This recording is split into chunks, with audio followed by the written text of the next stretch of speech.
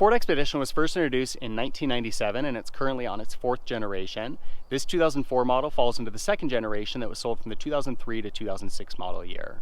The Ford Expedition shares quite a bit in common with the Ford F-150 pickup, and for this all-new 2nd generation model, it became the first full-size SUV with fully independent suspension. It's also got a fully boxed frame, making it 70% more rigid than the prior generation, updated rack and pinion steering, and larger brakes.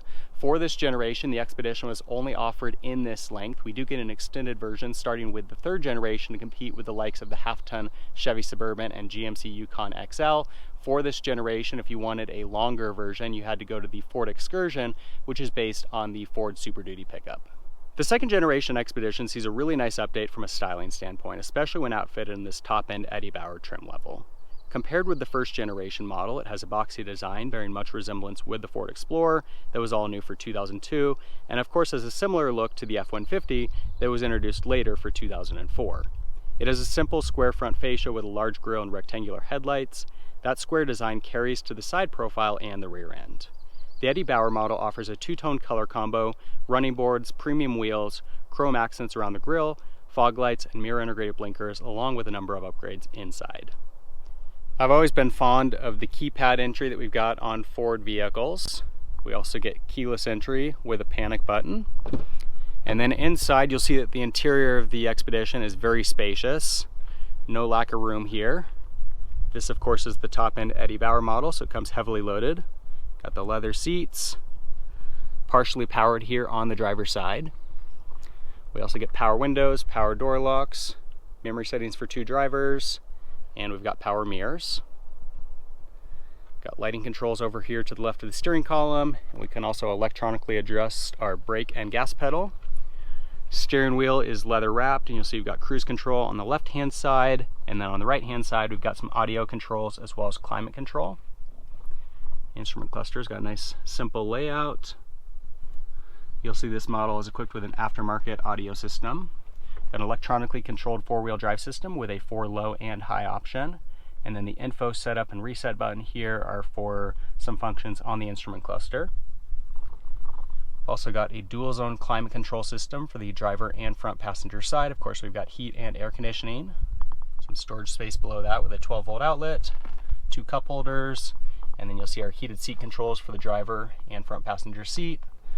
Nice large armrest here in the middle, and plenty of storage space inside. Our mirror is self-dimming. Got the ability to program up to 3 garage door openers up here on the visor. Got a built-in mirror for the rear passengers, and we've got climate control for the rear of the vehicle. We've also got vent control of the rear windows, which pop open, and then we've got a little storage compartment here. You'll see here in the middle row that it's again very spacious. Center console's got some controls built in for audio functions as well as some headphone jacks, climate control below that, and then we've also got a 12-volt outlet. Doors have some built-in cup holders and storage space. And then to access the 3rd row seat, we got this lever here that drops down our seat back. Pull on it a 2nd time, and the whole seat moves up out of position. So it provides good access to that 3rd row. And you'll see that in the 3rd row, legroom is actually really good. It's one of the benefits of that independent suspension that we've got on this 2nd generation model. So not all that tight back here for those 3 passengers. Got some cup holder, storage space built in on each side. And then we can easily drop this seat back down and into position. Coming around back, we've got a button here on our keyless entry. If we push that, we can open up this glass piece, which is nice so things don't fall out if you've got this packed in. And you'll see that storage space is pretty limited back here with the 3rd row, but it does exist. Go ahead and drop that down and fully open it. You'll see that below the floorboard, got a little bit of storage space built in. And then this 3rd row seat here drops down electronically. So we've got a control for each side. Goes in a 60-40 split. And you'll see that with these down in the floor, they sit completely level. So really gives us a great amount of rear space here when that 3rd row seat's not in use. And then again, we can use these buttons to bring these seats back up into position. This has become pretty common on luxury SUVs today, but for a vehicle from this era, this is pretty impressive. The second generation model of the Expedition was offered with two different V8s. The smaller was a 4.6 liter with 232 horsepower and 291 pound-feet of torque, and it was paired to a 4-speed automatic transmission, good for an EPA rating of 12 to 14 miles per gallon in the city and 17 to 18 miles per gallon on the highway. That engine was discontinued after 2004, and the larger 5.4 liter V8 that we've got here became the standard engine. It's got 260 horsepower and 350 pound-feet of torque, also paired to a 4-speed automatic transmission with an EPA rating of 12 miles per gallon in the city and 16 miles per gallon on the highway. Both engine options were available in either rear-wheel drive or four-wheel drive, and we see a 0 to 60 time between about 10 to 12 seconds, with max payload capacity at 1,620 pounds and max tow capacity at 8,900 pounds. We'll start off by saying that the second generation model of the Expedition is leagues above the first generation model. They really raised the bar when they came out with this new model.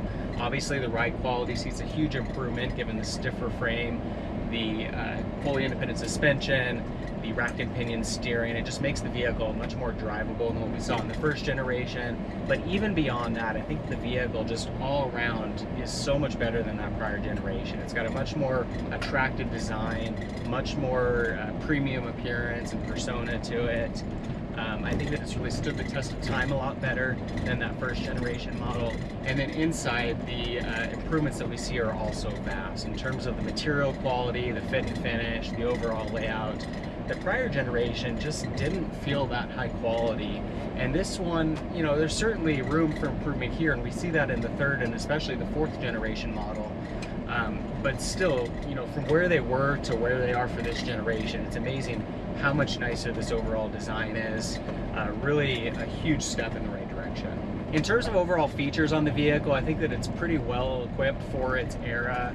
I think that those power seats in the rear are a really cool function for this time period. The other thing that I really like on this that we don't see on modern vehicles, but we saw on Fords for a while, were the climate controls on the steering wheel. I think that is just such a cool thing. We've got audio controls as a very standard feature on steering wheels. It makes sense that you'd have climate control there as well, and you get that on this model. Unfortunately, it's not something that they've carried forward into newer vehicles. The 5.4 liter V8 is definitely the way to go with this second generation model, the Expedition. That's the reason why they discontinued the 4.6. It just wasn't really a very appealing option to buyers. It was a little less expensive as a new vehicle, but the fuel economy is bad with either engine, and this one you're getting more power output, so why not go for the 5.4? Go ahead and accelerate here onto the highway, and you can hear that V8 rumbling. Pretty quiet in here, even with that gas pushed down pretty hard. And that's 60 miles an hour going up a pretty steep grade, so certainly more than enough power for this heavy vehicle.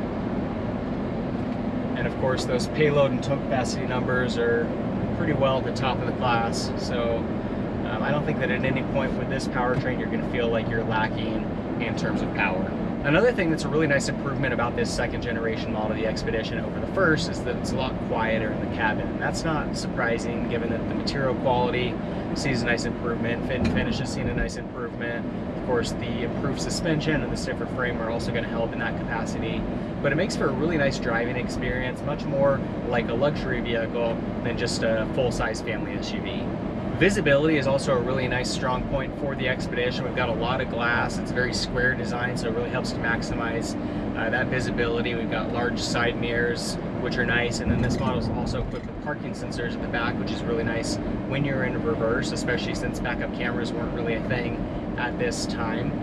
But all around, a really great vehicle to drive. I don't have any complaints. I think that it's got a really nice overall cabin for the passengers. It's very spacious, it's comfortable, a nice level of luxury and tech features, and it's a great vehicle to drive. So there you go, that's a look at the second generation model of the Ford Expedition, a really nice SUV all around. It's got a very attractive design that stood the test of time very well. Even as an older SUV now, it continues to look really good many years after it was first introduced. Inside, we've got a very spacious interior with a nice level of available options and features when equipped with this top-end Eddie Bauer trim package. The 5.4 liter V8 offers a ton of power. The fuel economy could definitely be better, but in terms of towing capacity, payload capacity, and just that ability to pass vehicles, get up steep grades on the highway, you're never going to feel like there's anything lacking here with the Expedition. All around, a really great full-size SUV. If you guys enjoyed today's video, make sure to give it a thumbs up, and for more car and truck reviews, be sure to subscribe. In the meantime, thanks for watching.